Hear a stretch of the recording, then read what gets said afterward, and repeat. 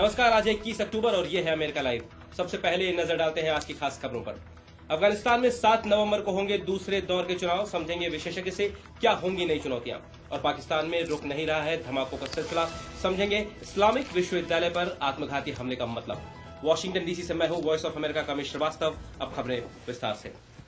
अफगानिस्तान में 7 नवंबर को दूसरे दौर के चुनाव होंगे। संयुक्त राष्ट्र पैनल की जांच रिपोर्ट और अंतर्राष्ट्रीय दबाव के बाद राष्ट्रपति हामिद करजई ने भी माना है कि उन्हें राष्ट्रपति बनने के लिए आवश्यक मत नहीं मिले हैं और उन्हें दोबारा जनता के सामने जाना होगा।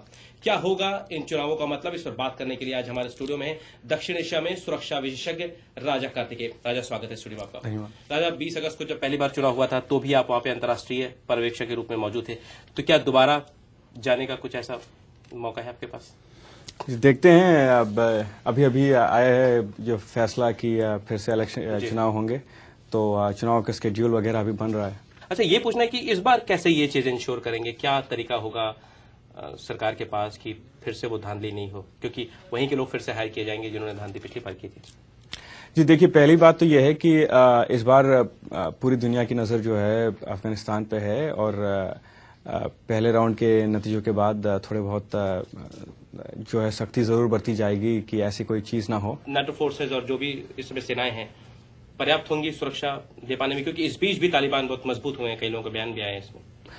जी बिल्कुल, सबसे बड़ा सवाल तो यह है कि टर्नआउट कैसा होगा, क्योंकि सुरक्षा तो ठीक है और लेकिन तो सुरक्षा होगी नहीं मजबूत तो लोग आएंगे कैसे बाहर, तो क्या लगता है आपको? जी बिल्कुल, सुरक्षा भी अहम है, लेकिन सुरक्षा की कंडीशंस अगर आप इम्प्रूव भी कर दें तो लोगों में एक किस्म का जो है एक सिनिसिज्म आ गया है कि फिर से वोट करने से क्या होगा, और ऊपर से क्या जो वो खतरा उठाने वाले हैं वोट देने के लिए जाते हुए, तो क्या ये जरूरी है।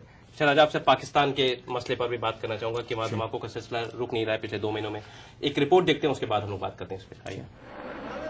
पाकिस्तानी अधिकारियों का कहना है कि इस्लामाबाद अंतर्राष्ट्रीय इस्लामी विश्वविद्यालय में हुए विस्फोटों में हमलावरों सहित कम से कम 6 लोग मारे गए हैं और 20 लोग घायल हुए। पाकिस्तानी गृह मंत्री रहमान मलिक ने कहा है कि पाकिस्तान में सभी आतंकवादी हमलों में दक्षिण वजीरिस्तान से आए हुए आतंकवादियों का हाथ है। पाकिस्तान में कई स्कूलों को आक्रामक हिंसा के डर से इस सप्ताह बंद कर दिया गया है। Sonali Sen, voice of America. तो राजा, ये इस्लामिक यूनिवर्सिटी पर हमला करने का क्या मतलब है, क्या मकसद हो सकता है?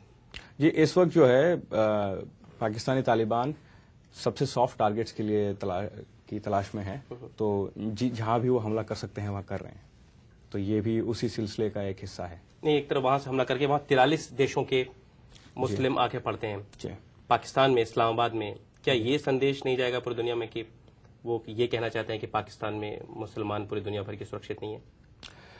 देखिए, उल्टा मेरे ख्याल से इससे वो पूरी दुनिया के मुसलमानों का अटेंशन जो है पाकिस्तान पे लगाना चाहते हैं, और इस पाकिस्तान आर्मी का जो ऑफेंसिव चल रहा है साउथ वजीरिस्तान में उस पे टिकाना चाहते हैं, ताकि वो इसको एक असली मुसलमान वर्सेस तकफीरी, मतलब कहीं ना कहीं से एक सोच थी कि बैटल के इस्लामिक यूनिवर्सिटी पे हमला करने का। जी बिल्कुल, सोच था ही। कई जगह आ रहा है कि वजीरिस्तान पे जो उनका हो रहा है अटैक पाकिस्तान आर्मी का, उसका रिएक्शन है। जी बिल्कुल, जो साउथ वजीरिस्तान में अब तक पाकिस्तान आर्मी ने जो ये तीसरा, बल्कि मेरे ख्याल सबसे बड़ा अटेम्प्ट है और सबसे इफेक्टिव अटेम्प्ट भी यही लग रहा है जो पाकिस्तान आर्मी ने अब तक किया है।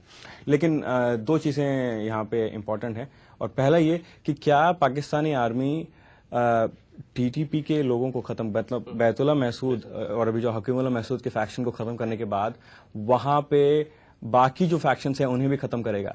जैसे इन द पास्ट, अगर आप पिछले कुछ महीने पहले आपने देखा तो कारी जैन के जो फैक्शन, जो एक स्प्लिंटर ग्रुप था टीटीपी का, तो उनके लोगों का सहयोग लिया था पाकिस्तानी आर्मी ने बैतुल्लाह महसूद के खिलाफ कार्रवाई करने में, तो फिर क्या उस गुट को खत्म करेंगे?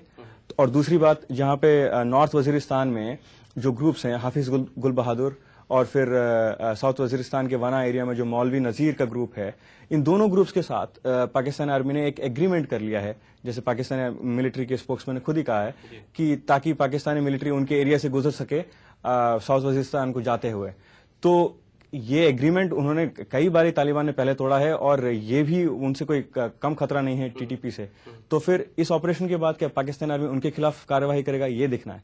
और तीसरा मोस्ट इंपॉर्टेंट कि जो हक्कानी का फैक्शन है, तो जलालुद्दीन हक्कानी का फैक्शन जो कि मीरमशाह एरिया में और नॉर्थ वजीरिस्तान में उनके कई बेसिस हैं, तो क्या उनके खिलाफ पाकिस्तानी आर्मी क्या कार्रवाई करता है, खासकर ये देखते हुए कि हक्कानी फैक्शन अलकायदा के साथ उनके काफी करीबी ताल्लुकात हैं, तो इनके मद्देनजर उनके खिलाफ क्या कार्रवाई करेगा। बहुत बहुत धन्यवाद राजा स्टूडियो में आने के लिए। राजा कार्तिकेय के साथ हमारी पूरी बातचीत आप हमारी वेबसाइट www.voasamachaar.com पर देख सकते हैं। यहीं पर आप अमेरिका लाइव भी देख सकते हैं।